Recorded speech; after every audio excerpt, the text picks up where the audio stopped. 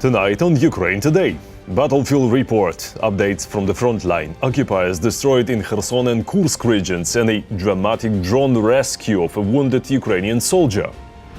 Inelegant diplomacy in the Vatican, or Russian excuses. The Russian foreign minister and well-known aesthete Sergey Lavrov talks about peace efforts.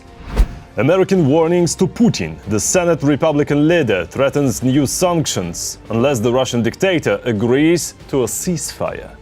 And finally, a solid dose of fresh nonsense, the latest trends and directions of Russian lawmaking for the near future. All that and more, right now on Ukraine Today. Hi there, we're from Ukraine. My name is Volodymyr Robchun. Hit that like button, subscribe, and let's get started. Ukrainian drones hit a Russian strategic plant called Energy in the Lipetsk region. This is the place where they produced parts and batteries for Iskander and Kinjal missiles, and drones used to attack peaceful Ukrainian cities. Also components for electronic warfare systems.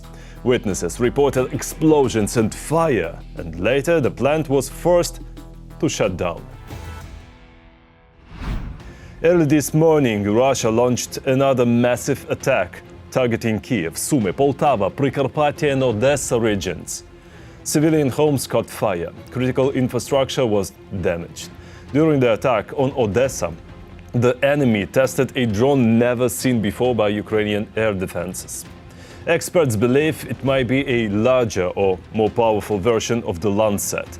The drone was launched during daylight. Clearly, the occupiers were testing it under tough conditions.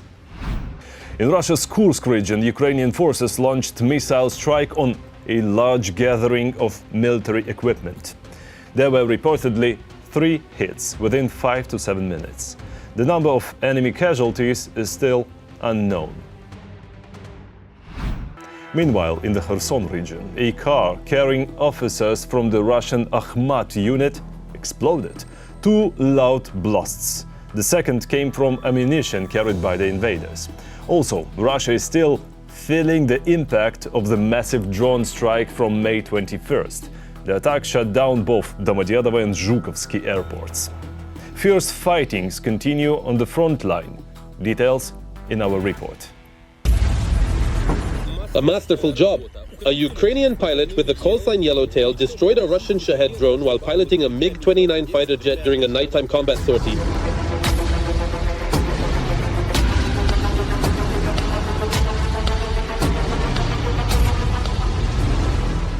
The Ukrainian armed forces are putting up a worthy resistance against the Russian invaders. A nighttime battle took place in the Kharkiv direction, during which Ukrainian defenders destroyed trucks and camouflaged equipment belonging to the occupiers.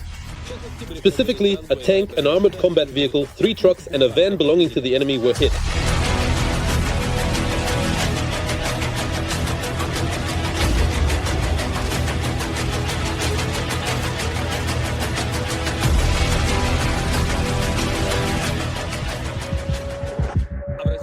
Meanwhile, Russia once again received some unexpected visitors. Over the course of 2 days, the aggressor country was attacked by 400 drones. Residents complained about explosions and the lack of internet. A drone just flew over us. In Moscow, they even closed the airports and announced the carpet plan during the drone hunt. Russian social media channels are increasingly noting the ineffectiveness of Russia's air defense system. We're talking about strikes on legitimate military targets within the territory of the occupying country, which Russian air defenses were unable to prevent.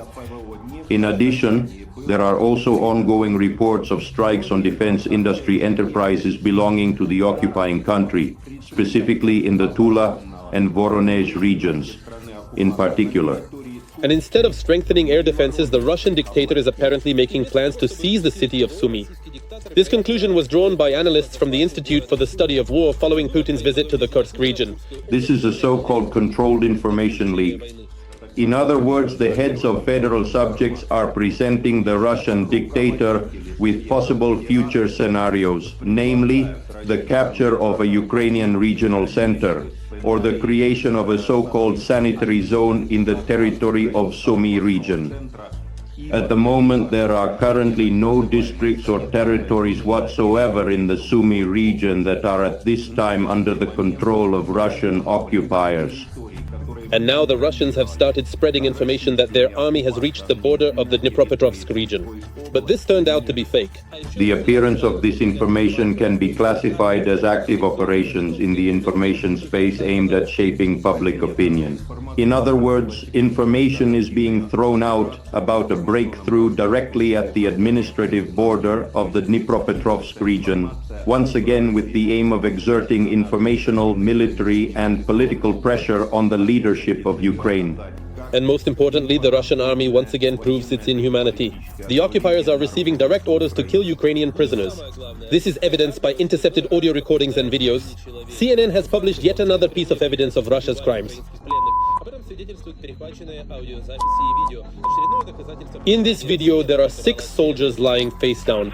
At least 2 of them are shot at point-blank range, and another is led away. Since 2022, 75 criminal cases have been initiated on suspicion of the execution of 268 Ukrainian prisoners of war. It should be noted that the number of extrajudicial executions is constantly increasing. If in 2022 the Russian occupiers shot 57 unarmed Ukrainian prisoners of war, then accordingly in just the first quarter of 2025, the number of extrajudicial executions is 51 Ukrainian servicemen. Meanwhile, Russian kamikaze drones can now attack targets at distances of up to 100 kilometers using autonomous control without satellite navigation. These UAVs are capable of independently detecting, identifying, and attacking targets, which makes them less vulnerable to electronic warfare measures. Ukraine is fighting for freedom. Support independent Ukrainian journalism so we can keep telling you the truth about this war. Click the link in the description and become our sponsor. Together to victory. And hit that like button if you haven't already. It really helps us grow. A unique mission by Ukrainian defenders. They evacuated a wounded soldier using a drone. You're about to see how it happened. An incredible operation, and one that is truly a matter of saving a life. Well done. The leg. Come on, everyone. Good job. Yes. So they're leading him, so everything's okay. They're leading him, not carrying him, leading him. So that means he's damn.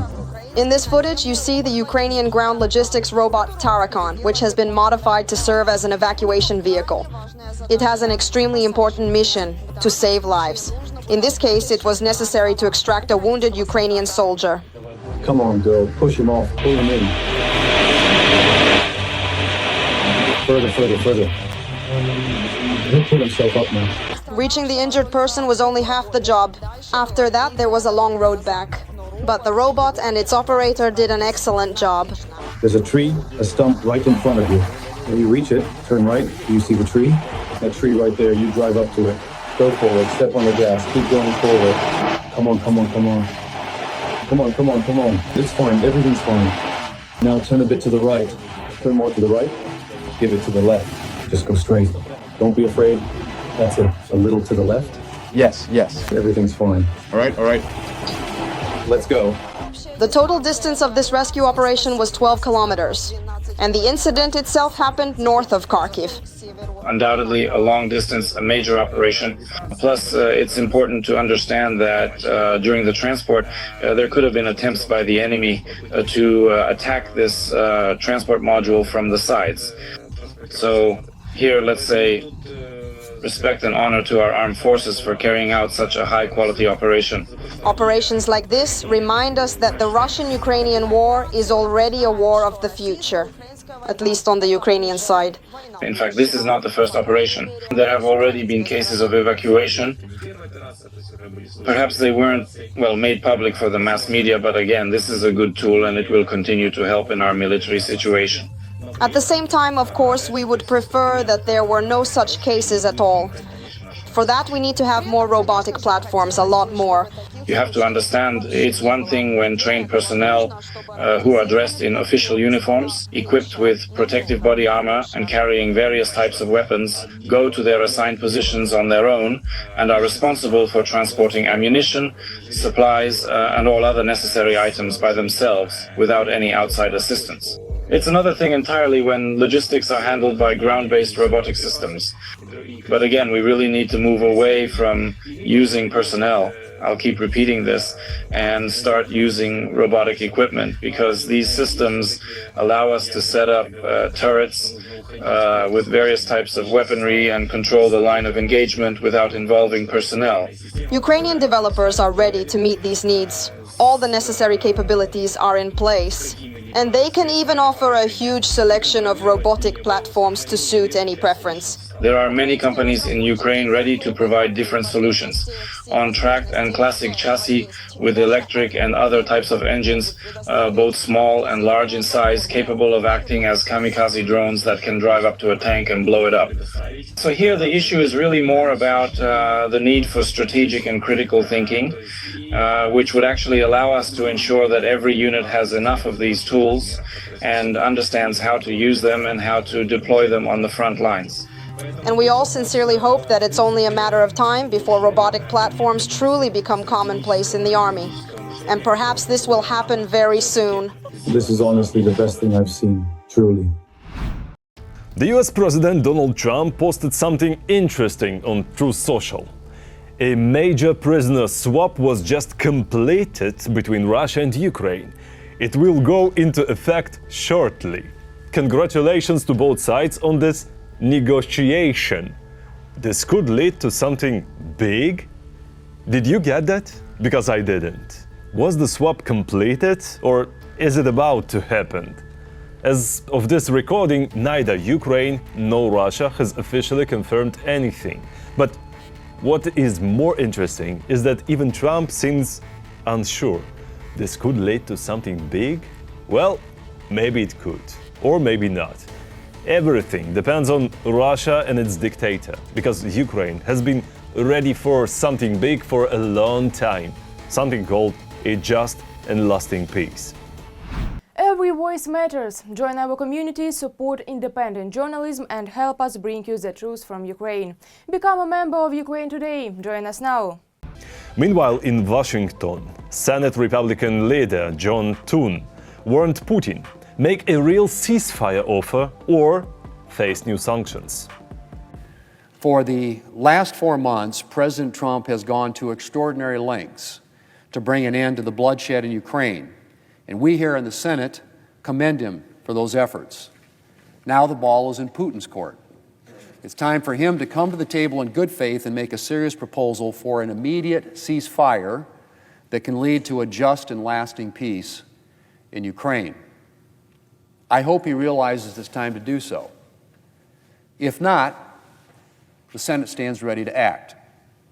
Thanks to the dogged work of Senator Graham, we have bipartisan legislation, co-sponsored by 80 of my colleagues, to impose additional economic sanctions and tariffs on Russia. If Russia is not willing to engage in serious diplomacy, the Senate will work with the Trump administration to consider additional sanctions to force Putin to start negotiating. And remember what Finland's President Alexander Stubb said earlier this week? He mentioned that Ukraine and Russia might hold preliminary ceasefire talks in the Vatican next week. Well, now we have got Russia's answer. I just want to say, so that people don't waste their brainpower working on options that aren't very realistic. Because, well, just imagine, the Vatican as a venue for negotiations. It's a bit inelegant, I would say. When Orthodox countries are discussing the elimination of root causes on a Catholic platform. Excuses, excuses. And what is the point of mentioning religion? Both Ukraine and Russia are multi-confessional countries, many religions, many people. Sounds like the Kremlin found a new excuse to avoid peace. That's their idea of negotiation. The EU Council will hold a hearing on whether to strip Hungary of its voting rights. It's scheduled for next week, May 27th, and it'll be the 8th hearing on the matter. The reason? A serious risk that Hungary's government is violating the core value of the European Union. And just to remind you, Budapest has repeatedly blocked initiatives aimed at countering Russia's war in Ukraine. And finally, a solid serving of fresh nonsense from Russia. In St. Petersburg, the so-called Legal Forum brought together Russia's top officials. Their speeches were supposed to show the future of Russian law. Instead, you'll hear what they really said. Brace yourself. This is utter obscurantism. The 13th International Legal Forum was held in St. Petersburg, Russia. It was something beyond belief. Officials, politicians, cultural figures, pro-government activists, and representatives of the Russian Orthodox Church gathered there. They came together to discuss everything from Western sanctions to traditional values. The organizers pompously called it the main event in the world of law and legislation. As young people say, I don't know, the cringe was off the charts. So by what laws should Russia live? Justice Minister Konstantin Chuichenko suggests not punishing murderers if they acted in defense of morality. But he did not explain how to determine exactly what constitutes morality or how to prove it in court. Meanwhile, 82-year-old head of the Constitutional Court, Valery Zorkin, believes that corruption in Russia is here to stay. I dare say that corruption is rooted in human DNA. But personally, I am convinced that what we are dealing with is a universal and apparently indestructible phenomenon in human history.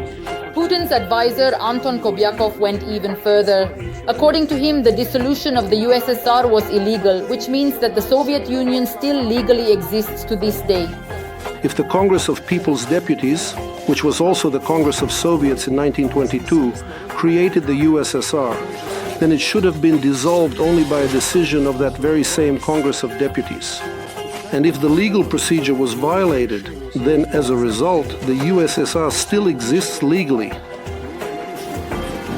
That's what constitutional law experts say.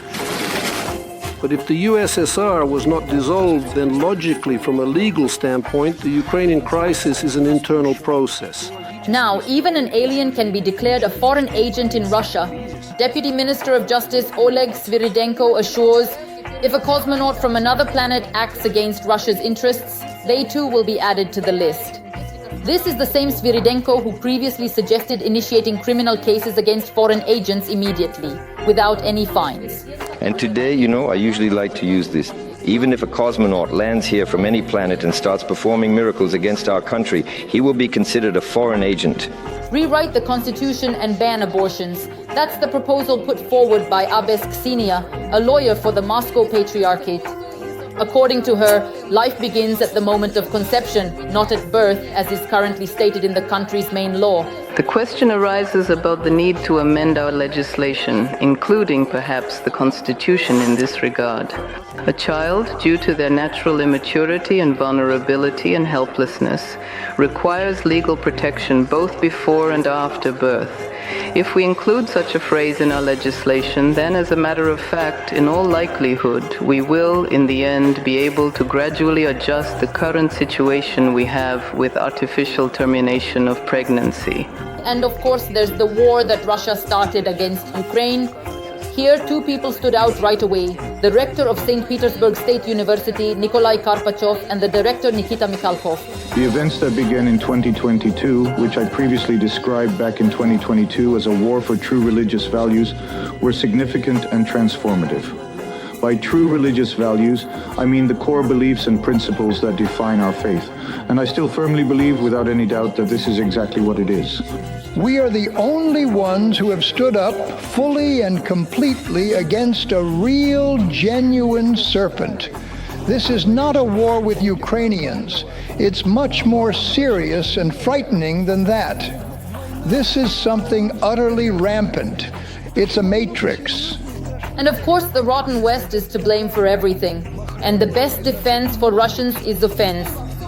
They no longer hide the fact that after Ukraine, the Baltic countries are next in line. You can't win by playing deep defense. As you know, they will keep bringing new accusations against us, and sooner or later they'll score a goal. That's why we definitely need to go on the counteroffensive strategy, in fact. But as you understand, Ukraine is not the only issue here. It's not just Ukraine. Other countries, first and foremost the Baltic states, have set a course for destroying everything Russian, eradicating the Russian language, and eliminating Russian cultural, historical, and ethnic identity. Nazism is being revived and rehabilitated, SS marches are openly held, and monuments to fascists are being erected. All of this is happening with the direct connivance and outright assistance of Western countries. Next in the circus arena is Dmitry Medvedev, deputy chairman of the Security Council and at the same time one of the forum's organizers. He devoted a particularly large amount of time to criticizing the West, but most of Medvedev's grievances are directed at the International Criminal Court in The Hague, which issued an arrest warrant for Putin himself. At a systemic level, it has turned into an instrument of neo-colonial repression. Let me remind you that in all the years of its existence, not a single European or North American has ever been among the accused. Not a single one. But this ongoing Hague disgrace, time and again, persistently and blatantly ignores the widespread, well-documented atrocities and serious violations committed by NATO forces wherever they set foot, in every region they enter. The Rome Statute covers less than 2/3 of United Nations members, and that number is dwindling due to the freezing of ratification procedures, withdrawals of signatures, and denunciations. Recent examples are well known: Burundi, the Philippines, Hungary. The world's largest countries, as is well known, including 3 permanent members of the UN Security Council, do not participate in this tribunal at all. And America, moreover, slaps the trembling cheeks of the Hague crooks with its sanctions. By the way, that's not true. There are 3 arrest warrants related to the Georgian situation. These are South Ossetian figures, so they are quite European as well. Deputy Speaker of the State Duma Pyotr Tolstoy stated, "It's time to rewrite the constitution on a large scale." It's clear that a lot has changed in the country since the start of the special military operation. And even a bit earlier, 5 years before the reform, the changes to the constitution, I am sure these changes are not the last. Given the circumstances under which our current constitution was written, I am certain that more changes still lie ahead for us, and perhaps they will be much more significant than those we discussed 5 years ago. So what is behind the statements of the leading minds of the aggressor country? Analysts from the Institute for the Study of War summarize, Russia is striving to restore the Soviet Union and the Russian Empire. And this is no longer just rhetoric, it is a strategic course.